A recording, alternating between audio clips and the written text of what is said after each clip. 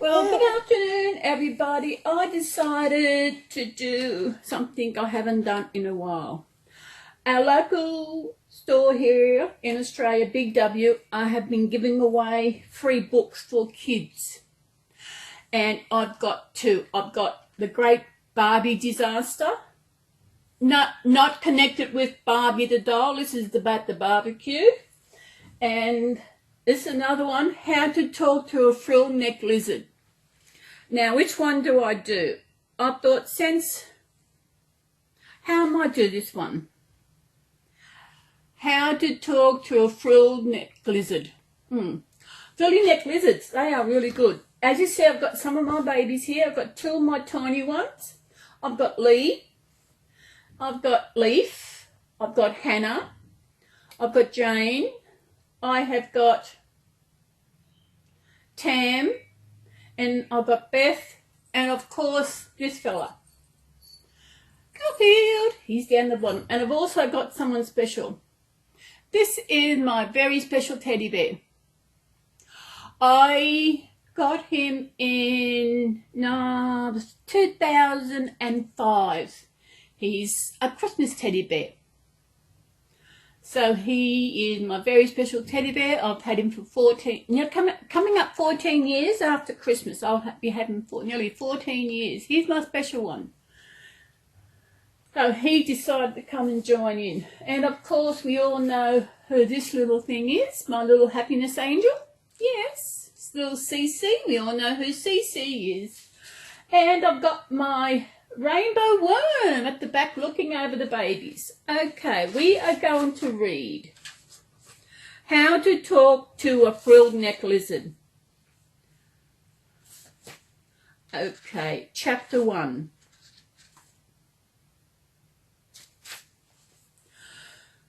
Bern saw the lizard first, but it was Cody who named him Tarantula.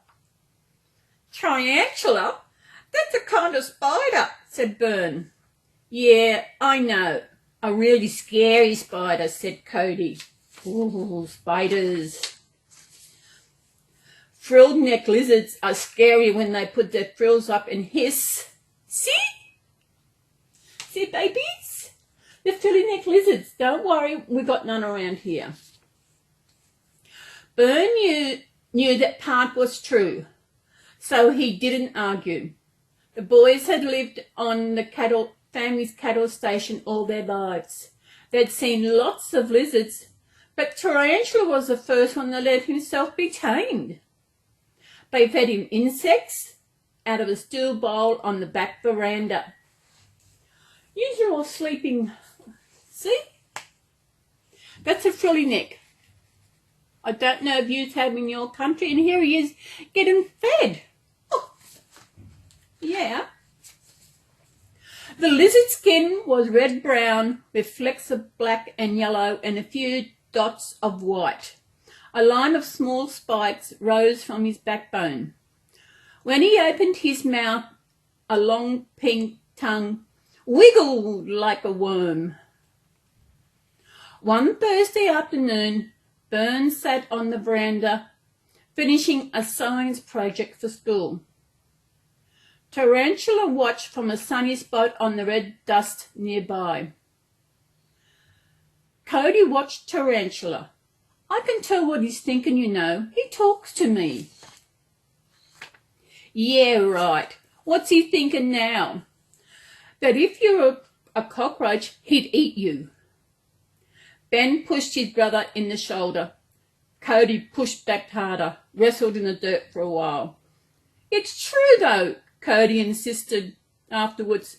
I can talk to frill-neck lizards. I wonder. He must be able to. Bern shrugged his shoulders. He already knew his brother was a few ends short of a picnic. Last year it was aliens, Cody said. Aliens. Last year it was aliens. Cody said they'll move in the stars around to spell words. But when Bern checked out the night sky, he couldn't see any. Oh, I wonder why. What's the project about? Cody asked when he finished listening to Tarantula. Insects, said Bern. He poked his tongue out between his lips as he wrote. When he sat up, untidy spikes of blonde hair danced around on top of his head. Almost done. I just have to tape this dead grasshopper to the corner. Look, he's taping the grasshopper to the corner of his assignment. Look at this one. Grasshoppers are good people. See, babies? Yeah. He's doing an assignment.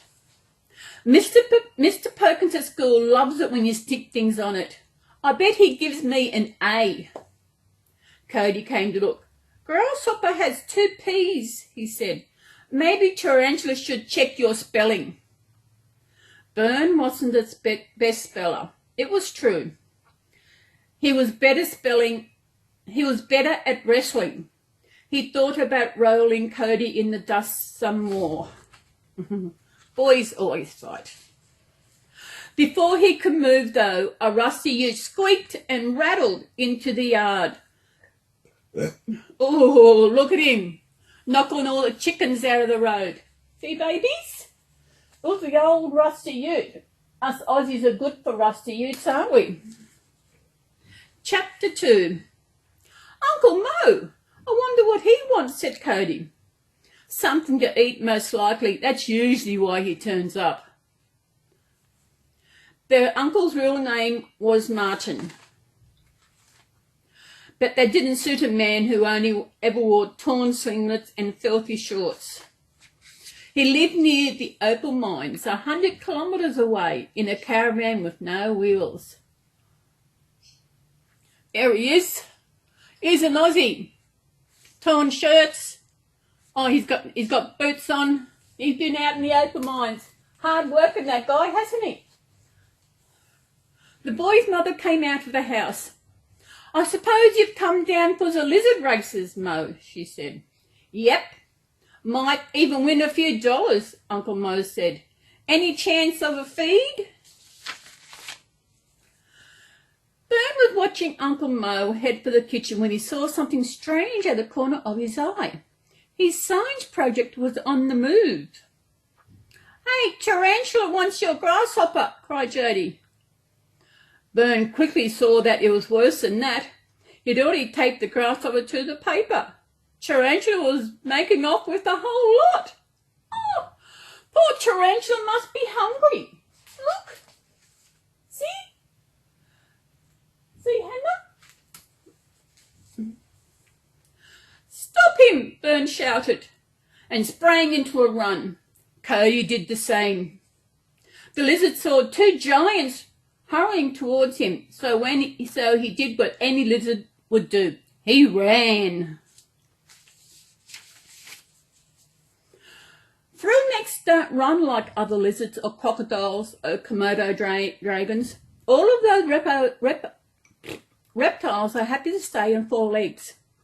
Tarantula and his friend preferred 2, like humans. He already had a head start. Once the lizard arched his back, stuck his snout in the air, and lifted his tail from the ground, there was no catching him. Not that the boys gave up without a struggle. They chased that frillneck from one side of the yard to the other. When he scurried under the barbed wire fence, he climbed over it. Ouch! Barbed wire is not something you want to fight with. No. When he shot away into the scrub, they went after him. Come back, you ugly thief! Tarantula wasn't hard to follow. Thanks to the white sheets of paper he refused to spit out. Finally, he ran up a tree, which is something else lizards can do at remarkably ease. He came to a halt on a branch the boys couldn't reach. My project, Bern wailed. Look at the lizard, the filling neck. Tarantula's up the tree with Bern's assignment. We'll see what happens. Chapter 3. Don't worry, I'll make him give it back, said Cody as they stood at the base of the tree. He made a face as though he was concentrating. Tarantula ignored him. He was too busy finishing off the grasshopper. Poor grasshopper. Only when it was gone did Burns' project float down. The pages fell like feathers, first one way, then the other, back and forth, until they settled into the dust. There you are. I told you he'd give it back. Burns snatched the paper off the ground. Not much use, is it? Now, is it? He chewed off one whole corner. I'll have to do it all over again. No, just tell old Perkins that the lizard ate your homework. If Cody laughed, Burns was going to cover him in dust and sit on him. But before any fights could break out, a voice said from behind them, Wow, that's a lizard of yours. It's fast. Are you going to enter him in the races? Oh, lizard races. Burn looked at Cody. Cody looked at Burn and shook their heads. Too bad, said Uncle Mo. A lizard like that could win a lot of money. They went back to the house for dinner. Then Uncle Mo slept in the spare bed. Looks like Uncle Mo always is after some money to make, eh? Chapter 4. On Friday morning, when the two boys left for school, their uncle was out in the backyard, staring down at his feet. That's what it looked like anyway. After school that same day, Burns stood on the veranda holding the steel bowl. I know what's in the steel bowl. Where's Tarantula? Don't know, said Cody. He's usually here waiting for us to feed him. Tarantula didn't show up on Saturday morning either. Burn looked down at the squirming cockroaches in the bowl. Should he let them go? Seems like Tarantula's gone missing. Hey? Come on, boys, their mother called out into the backyard. Time to go into town to see the lizard races. Your uncle left hours ago. Uncle Mo, said Burn. Tarantula, said Cody. Together they shouted, The races! Looks like Uncle Mo has taken Tarantula, the frilly-necked lizard, to the races. Cody rushed straight for the four-wheel drive. Burn didn't follow him. At least not right away. He headed for the kitchen where he searched in the cupboard until he found an empty jar. Tarantula will be hungry, he said to himself as he thought of Lizard's favourite food. He didn't want his mother to see what he had in the jar, though. Once the lid was in place, he slipped it into his pocket. Then he ran off to the waiting car. He went to get some food for Tarantula, because he will be so hungry. Chapter 5. The lizard races were the biggest day of the year in this part of Australia. Tourists came from far away, even from other countries. The local people forgot about droughts and flooding rains for a few hours. It was time to have some fun. Oh, we've got some fun coming, guys. Let's see what happens in the next one, eh? Yeah. Come on, there's Uncle Mo. Uncle Mo wasn't carrying a cage or a potato sack. When the boys asked him about Tarantula, he showed his empty hands. No, I haven't seen your frill neck, he told them. But his face filled with a wide grin. Look at that grin. I think he's been a bit sneaky. What do you reckon, guys?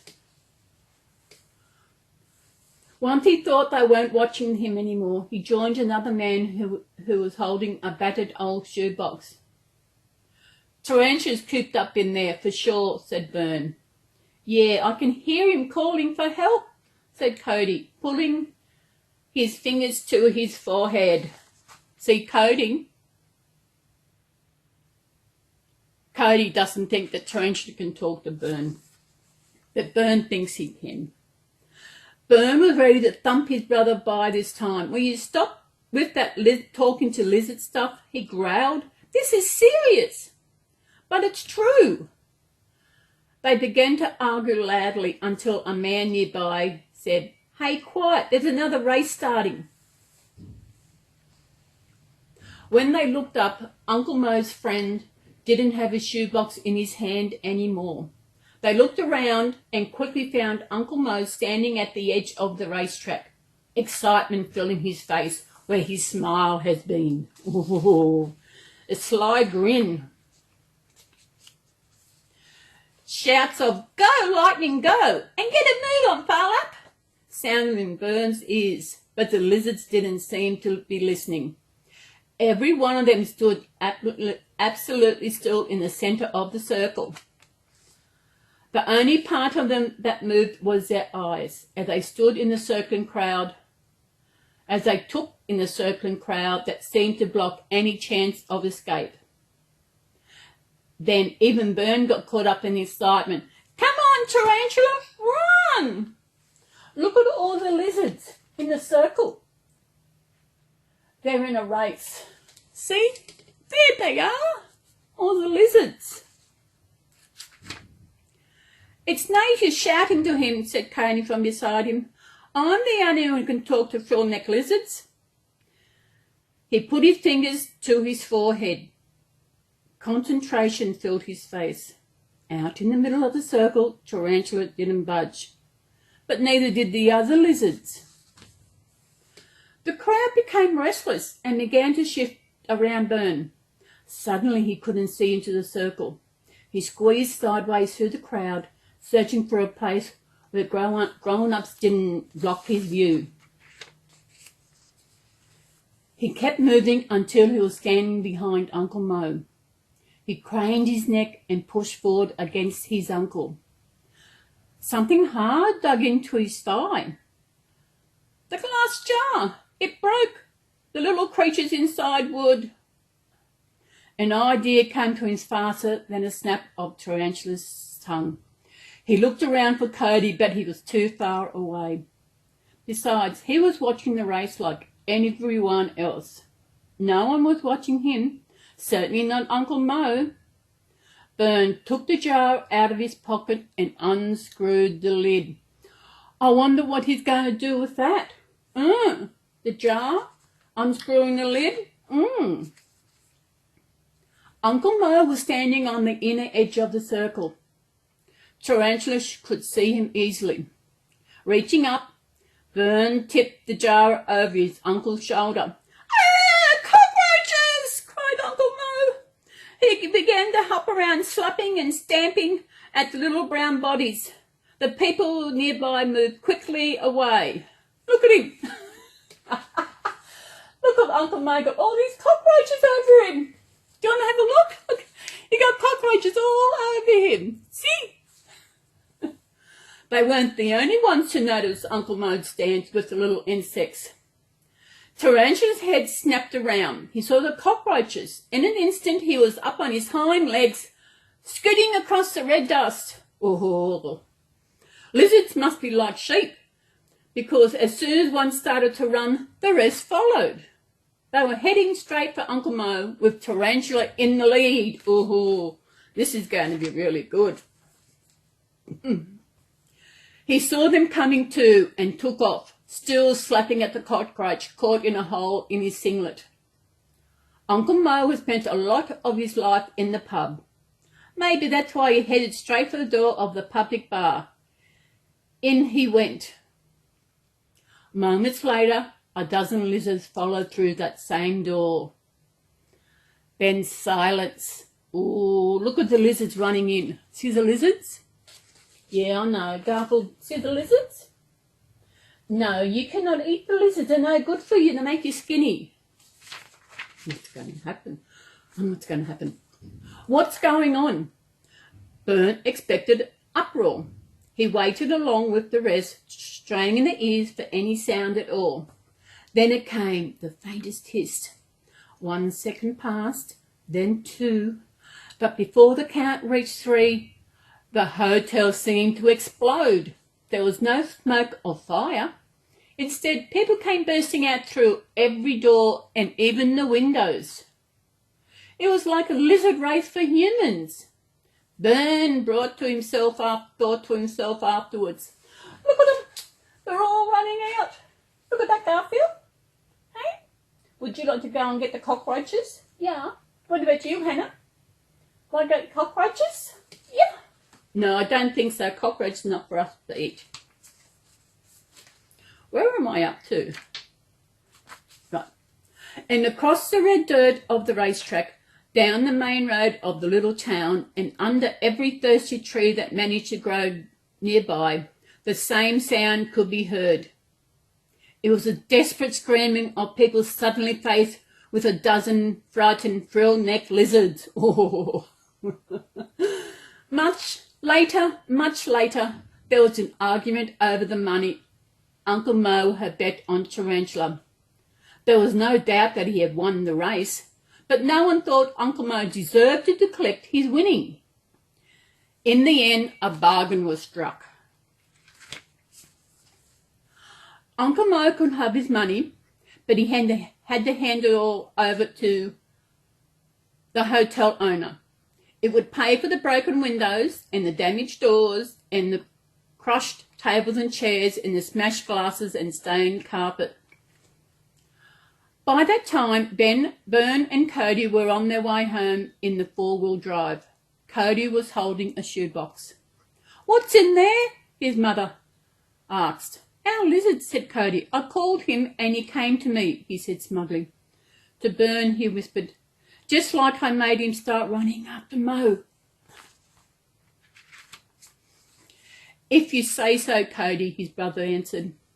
Bern had a smile on his face too. Anyone could talk to a frill-necked lizard if you knew how, especially if you had a jar of cockroaches in your pocket.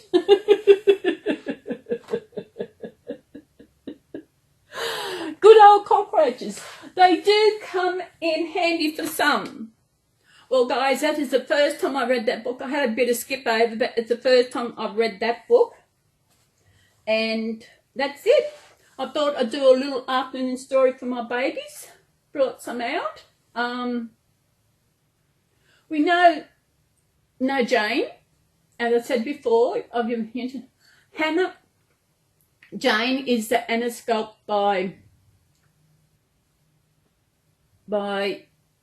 Pat Moulton, I think it is. And of course, Hannah, she's the Lizzie. And it's Leaf, he's the Leaf kid. And Lee is a Lee kid. If you recognise her, yes, she was Molly on Steffi's channel, but not, this was not, I don't have the Molly doll, this is another one. And we got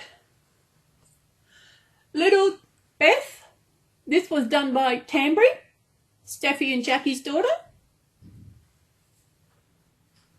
And this one is Tam, also done by Tambry, of course named after Tambry. And we all know this fella. Don't we? We all know this fella. Well, guys, I hope you enjoyed my story of how to talk to a frill-necked lizard. Yes, Australia has different kinds of lizards, and the frill-neck ones are amazing. I'll see if I can get a picture of a proper neck of a frill-neck lizard and put it into my movie. So, everybody, I hope you enjoyed this. I thought it's something different that I hadn't done in a while. And my babies are just going to rest.